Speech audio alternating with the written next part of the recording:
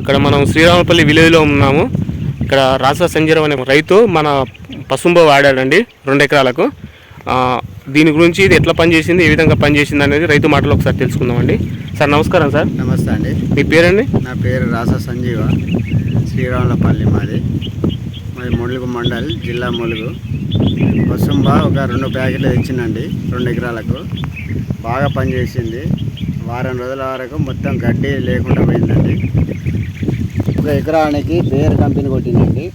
Same దాని మాదిరిగా పనిచేసింది. కాకపోతే రేటు దీనికి కొద్దిగా తక్కువ, దానికి ఎక్కువ.